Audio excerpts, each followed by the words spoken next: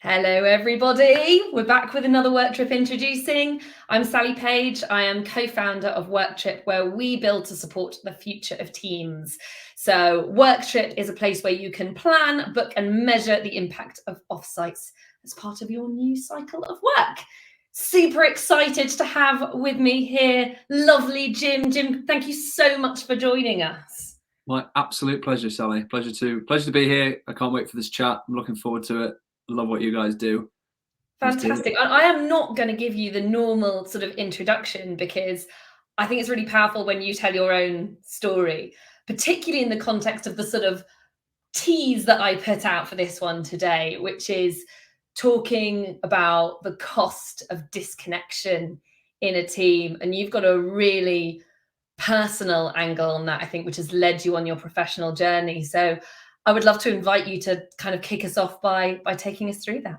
I would love to. Check in first. How long have we got? Because it's quite a long and convoluted story. Give me the top line version. I want the bullet points. Good, top line version. That's like the top line version, about 3,000 words. So I'll just speak fast. No, I long story short, I ended up running an engineering business in Australia. I was living in Perth. It was in the mining industry. I had no qualifications related to that work. I'd never had a proper job before. It was I was thrust into a leadership role. I ended up running this business after like 8 months of being there or something like that. No clue what I was doing. Very exciting, very chaotic, learning curve, growth opportunity, all that stuff, which was brilliant at the time, but it just kind of masked how disconnected I really was from who I was, what I was inspired by, what my gifts are, what I wanted to do with my life, who I wanted to serve, the environment I wanted to be in, etc., etc. And it was like slowly the cracks started to appear, and that started to manifest with like, it's funny, I didn't identify as being someone who would get stressed. I considered weak people were people who got stressed, and I didn't get stressed. So I was disconnected from that, and I just masked it, and I just started getting more angry. My health was getting worse. I wasn't sleeping as well. My relationships were suffering, and I was just like lying in bed longer in the mornings. I'm like, what is going on? Like you, I'm kind of a ball of energy, and I bounce out of bed in the morning. I've always been very positive and excited about what's ahead, even as challenging as it might be, but that had all gone. So I just went on this massive long journey of like, right, who am I? What do I want to do? Who do I want to serve? How do I want to serve them? Where do I want to serve them? In what environment, what dynamic? And it ultimately led me to setting up Untamed about 6 and a bit years ago now.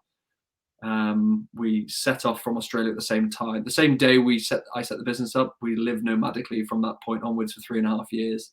And I've been helping individuals and teams reconnect with their true self, their authentic self, so they can have more fun, be more cohesive, have more fulfillment, and just generally make life what it should be rather than just a grind. And I mean, I love a lot of the things that you do to get people to that place. Can you give us a bit of a flavor of what makes your approach different and why that really matters to you? Well, it's all very selfish, you understand, Sally. I like being outside. I like doing fun stuff. I remember where it came from. I remember being in part of this big journey when I was still in Australia in Perth. I was like, right, surely I can't be the only person in this conference room who is bored to tears by the fact that we're under fluorescent lights and we've just seen the 10th person do a presentation and we're all wearing name badges. We're drinking, having like stale biscuits at the back. I'm like, am I the only one who just wants to be moving and like doing something really interesting and outdoors? So that was back in 2016 or 2015, I think that idea was spawned. So eventually that manifested in, let's take people outside, put the phones away, get them in nature, push them out of their physical and emotional comfort zone. It's funny, some people are more than happy to jump into a freezing cold river, but can't stand the thought of being vulnerable in front of their teammates. Whereas for some people, it's the exact opposite. So there's always someone pushing the edges somehow. And just the sense of moving, you're getting moving, breathing deeper, changing your physiology, getting yourself out of your day-to-day typical distractions, all those things, they're just thousands of things a day distract us from connecting with who we really are, whether it's billboards, podcasts, text messages, social media, conversations at work, WhatsApp messages. They're all just like piling on and piling on and piling on. And if we don't have any downtime away from that, where we can actually just go, right, what's going on? Am I happy with the direction I'm going in? What energy am I showing up with? What are my intentions in my interactions? Am I in a fear state? Am I in a loving state? And if you can do that in and amongst your team, the effect is so powerful, because people witness it in other people and they go, oh shit, maybe I'm feeling that way. And then it just starts to build this ability to help people communicate and connect with each other. And it's just wonderful to behold. And what results have you seen from that? Is there anything that stands out in the years that you've been doing this as something that was really powerful? Well, I've been fortunate enough to be involved in a few of them quite recently. So, and obviously the recent ones are often front of center. So I won't name any names. I mean, it's not exactly a private, it's all over my LinkedIn. But there was a recruitment company I worked with recently, and they had a 2-day retreat, and I did the coaching on both days, and it was me that connected them with the locations, because I knew it was a really good place to be away from all this stuff, with a view of Chew Lake or Chew Valley Lake. I'm not sure what it's called, and that team were like, some teams I work with, smaller teams, they're all over this work. They're like, yeah, no, we love coaching, love, the deep stuff, yeah, bring it on. Whereas a lot of these guys were, actually, this is the first time I've ever done anything like this. This is not my comfort zone. But because they were so committed to the leader, they were so committed to their mission, they were so committed to the organization, they just threw themselves into it. And that for me was so rewarding, because I know that they're going out of their comfort zone to do this. And it was just 2 days of workshops, conversations, 100% of it outdoors, overlooking this lake. We went on a walk, we got in cold water, we did a dance off, a sober dance off, which is not something many people do or are comfortable with. It's usually like 10 p.m. at a wedding when people feel comfortable dancing. And just the work it's complicated and it's simple at the same time. It's just helping people see what's behind the veil of how somebody shows up in a day-to-day basis. And most people aren't doing it to try and manipulate or to hide it. That's just who they are. It's a learned skill to show up in a certain way. They feel the need to. But the work just allowed everybody to, oh wow, I did not know that about you. That is unbelievable. And there was tears, there was connection, there was support, there was joy, and it was that's for me, that's what connection is. It's not, okay, what's the KPIs, what are the goals, how are we going to smash this? Let's work together and just rely on brute force and motivation. This was genuine, deep connection where they're going to be inspired to help each other even more than they already were. It's really interesting there. You talk about the inspiration part of things, and as much as the tool and the deeper purpose that you're working towards here is this human connection between people who happen to work together, rather than this sort of superficial connection. The result of that is often a business result, right? It actually it moves that team forward more than as a sort of disparate collection of individuals, or then just sort of a connected group of people, that there's some other things that happen. And how does the tenor of the conversation change from the beginning to the end, if you're thinking about the business interactions here, right? Which at the end of the day is what the recruitment company is paying for. Very, very good question. Most of the time, the feedback at the end is, wow, that is nowhere near what I expected it to be. But I'm really glad we went there. A lot of people, I mean, usually the person who brings me in has a vague idea of what I do, because it's kind of off the wall for a lot of people. So if you're not into it, you just don't hire me. That's simple as that. So they have a vague inclination, but they don't know, unless they've experienced it with me one-on-one, they don't know the depth it could get to or the nature of it. So the conversation typically changes from, yeah, I'd love to bring my team together, to help support each other, help learn a little bit more about our goals, which direction we're heading in, are we in the right place in the organization, and kind of all the important stuff. But for me, that's that's the end, that's the end of the line. The deeper stuff comes far before that. So the work usually goes from up here to right the way down here. And with varying degrees of willingness, people sort of drop into that, oh, okay, this is the really important work. And then at the end of it, they're like, right, I'm really glad that was the conversation we had. If I'd known it was going to go that way, I don't know how I would have approached it at the beginning, but knowing where it ended up, that was necessary. Do you know what I mean? Do you find it changes their goals when they're talking about what they do as a business or as a team, do you find that kind of shift? Yeah, absolutely. I'm sure the KPIs and everything else don't go away because I'm not usually with them when they're resetting goals, in the weeks or months that follow. But Yeah. I believe this opens up an entire new angle of, oh wow, this is where the work needs to happen. So often there's like, I took a team up to Scotland in the summer, and the founder it was amazing how open he was to allowing his team to be their best selves, even at the risk of his own company. Do they leave? Do they go somewhere else? Do they demand more? Whatever. He was just like, whatever happens, I'll support it. And one of the sort of intentions they set as a team was for him to create the space for them to find their true thing, their like inspiration, their passion, their North Star, whatever words you want to use. And he was willing and keen to allow them to do that, which was so cool to see. What I think is really fascinating about the work that you do in particular, and you and I have talked about this, you like taking people to quite uncomfortable places. And I think in both those examples that you gave, and correct me if I've misinterpreted here, but it was actually the team leader that they were following. Yeah. Right? It was the person that had brought them there that they trusted enough to say, yes, okay, we are going to go into some either physically or emotionally uncomfortable spaces in order to unlock some of the other potential, that we've currently got hidden as us and individuals, or maybe as a team together. How do you think it only works, for a start, if that leader already has that trust and buy-in from their team? Or are there things that you could do where maybe the team doesn't have that trust yet, not because something awful has happened, but maybe because they don't actually know each other well enough? They are newly formed, perhaps. Maybe there's been a big change in the company. We see that a lot with the customers that kind of come to us. Can you create that psychological safety to go to the uncomfortable place without the leader already having that and bringing people along with them? Yeah, that's a valid question.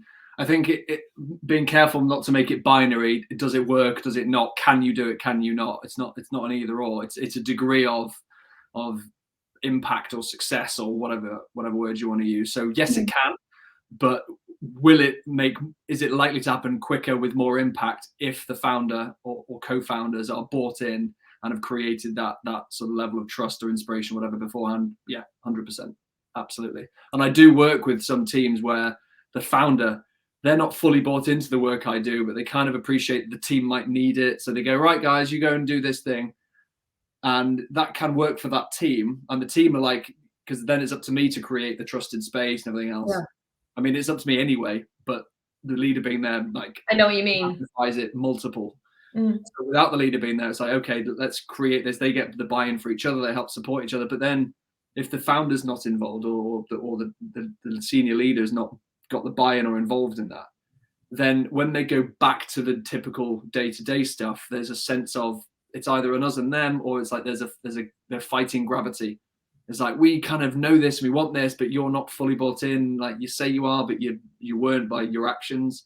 Do you know what I mean? So it's never quite in alignment. And it's the same when I coach people one-on-one. Like, one-on-one's great because you can get really deep, but the challenge is you're only working with that one individual. Let's say they're having relationship challenges, whether it's their colleagues or their spouse or whoever. You can coach them all day long, but as soon as they're off that call or that walk, they are then back into the day-to-day, where the same triggers, the same beliefs, the same narratives and interactions and dynamics persist. Yeah. So the impact of that one person's training is less so. Does that make sense? Yeah, it does. I think the position of a leader in a team offsite is really interesting. We had a fascinating webinar a couple of months ago now, and one of our customers, Christophe Mallet at Body Swaps, was talking about how he sort of shows up to the team offsites as sort of not wanting to be the CEO and drive everything, right? Just to be here as another member of this team and another human in this group. But equally, there's an element of leadership that people will naturally look to him for, because he is the leader, and they do need to follow him. So it's a really interesting balance of showing up as human, but also having a role as leader, which I think is an interesting one to navigate. Yeah, and that helps. That is more likely to happen if there is like a facilitator or a coach or somebody who has brought the whole team together, because they can play the role of leader in that moment. And when the situations I've been in, the leaders have had that exact intention, and generally speaking, it's succeeded. They're not trying to dominate the situation. They're not trying to be in charge. They're like, hey, I'm one of the rest of the team here, which has been really powerful. So when we're talking about the kind of teams that you work with, because I know you do individual as well as teams, what type of team normally comes to you, either sort of size or stage or industry, anything like that, and what are they typically looking for? It's not industry specific, that's for sure. I mean, in the last 3 engagements I've had have been, one's an event company, one's recruitment, one's they build garden rooms, one is, before that, it's a tech company. So it's definitely not industry specific. It's more likely to be size specific in a group setting, depending on the exact dynamic, between like 6 and 20. Yeah, face to face is a good number. Obviously, beyond that, it starts to be more of like a large scale sort of classroom. Not that we'd be in a classroom, but you get the gist. So if the organization is that size, then it works really well. If the organization has a senior leadership team that is 6 or 8 or 10 people, that also works really well. But the thing that really brings them is neither their size nor the industry. It's their values and what they're looking for. So they appreciate the old school way of doing things, where, and don't get me wrong, I love a team piss up. Like I said in a LinkedIn post a couple of weeks ago, like, they love to go to the pub and get the drinks in. They know how valuable it is, but that is only one way of bringing a team together, and it doesn't suit everybody. And they are looking to support their team to be the best they can be for themselves as individuals, as well as for the team. And it's not just a short-term ROI, like, right, Jim, come on, let's spend a couple of days together, and can you guarantee me that we'll double our X or we'll triple our Y in the next. They know that's not that simple. It's never that simple, and thank you for not asking me to do that, because I'm not going to. Certainly not going to promise it anyway. They just want to make people as happy and fulfilled as possible, because they know that their business relies on the people. It's not a business, it's not an organization, it's a group of individuals. Yeah, lovely. And what trends, if any, have you seen in team gatherings, offsites, retreats over the past couple of years? They're growing. I think it seems the willingness to be a bit off the wall, or what would used to be considered off the wall, is growing. I had an approach in the summer, completely out of the blue. I'd nearly ignored it because it looked a bit spammy, but it was a large organization. They had offices all over the world, like 3 offices, Europe and North America. And they're like, and the woman who approached me was like, can you do something? Like, I want to get the team together, something really cool. There's 30 of them. I want to do something outdoors. I like your approach, yada yada. So I put something together that involved sheep herding as a team thing. And in the world I'm in, that appears fairly normal. I remember telling my mum about it. She ran a business for 40 years, and she retired a few years ago. Kind of old school business in lots of ways. And she was like, have you considered that sort of a bit not normal? And they might have thought that was weird. I was like, no, I hadn't. But actually, that was the brief. So I'm sticking by what I said. But ultimately, it was. I think the woman who approached me thought it was great, but I think it was too much of a risk for her to actually. They ended up being in like an all-inclusive hotel somewhere. I was like, So I think the short story to explain, I think the outdoors is a really growing space for this. I think just going on walking meetings is growing, all the way through to team offsites that are, you're away in nature, you're in a yurt, you're swimming, you're doing something where movement's involved. I think it's a really promising industry. Yeah, I didn't choose it because of the growth of the industry, but I'm so glad that it seems to be aligned in that sense. Yeah, and obviously we see a lot of that as well. I mean, we still get customers who are just like, let's make it nice and easy and accessible from a city for all sorts of practical reasons, but there's definitely a desire to change that environment up to something that is not as fast paced as a city, where there is actually the physical space and metaphorical space to have deeper conversations that aren't really time crunched, you know, the expansive viewpoints, see connections in different ways. And you know, it's easy to speculate that this is all because we were stuck inside for such a long time, for our enforced captivity during COVID times. But yeah, it's really interesting that you're seeing that trend as well. Yeah. And we always like to finish off it. So Sophie and I are massive content geeks. So we ask everybody who comes on, you know, what are the books or podcasts or shows or people that we should be following that you think that you're really enjoying at the moment, or that you think really speak to some of these themes? There's I've read 3 books that stand out in this area in the past 18 months or so. 2 of them by a guy called Johan Hari, who was recently on. He did the rounds. I mean, the same podcasts have the same guests, don't they? Like High Performance Podcast, Diary of a CEO. Like, I think he was on both of those. And his 2 books that I've read, I'm aware he's written, I think 3 or 4. One was Stolen Focus, all about how we're, you know, the rise of ADHD and a bunch of other things where we literally can't focus anymore, and why that's the case. And Lost Connections was even better than that one. That was all about that. I think 7 or however many reasons why we have, or in what ways we have lost connection, like to nature, to ourselves, to our values, and things like that. And the 3rd book is The Comfort Crisis. I think it's Michael Easter. That was that's a new one to me. That was amazing. And all 3, I think I like this format where the author takes you on a story. They're doing something, like Johan Hari takes himself away to New England for however many months to like switch off completely. So he weaves in that story with like him flying around the world interviewing people and stuff like that. And then Michael Easter goes on this mammoth trip up to Alaska for however many weeks to hunt and to live off the land and all that stuff. So you hear him, he tells that story and he weaves that into, right, this is how we have lost, this is how we've become too comfortable, whether it's too clean, too soft, too unfit, to whatever. And it just, every time I read those things, I just yearn. I want to be outside immediately. Why aren't I sleeping under a tree as we speak? Is that visceral hero's journey? Yeah. We all love a bit of that. Jim, this is fantastic. Thank you. Obviously, if people are super excited about what we've spoken about today, they can find you on WorkTripp. They can also find you on LinkedIn. Yeah, any closing words that you would you'd like to leave people with if they're thinking about their team gathering strategy for next year? Good question. If you haven't done it yet, just try it. People don't pursue these kind of things because they may think it's a bit off the wall, too high risk. But just go for it. I mean, do it whether it's with me or through WorkTripp or neither of those things. Just do something a little bit different. And I think and put the phones away, get outside, and you'll realize immediately the value of it. And I don't think you'll regret it. So yeah, make it happen. Jim, thank you so much for your time. It's been an absolute pleasure as ever. See you soon. Thanks, Ali.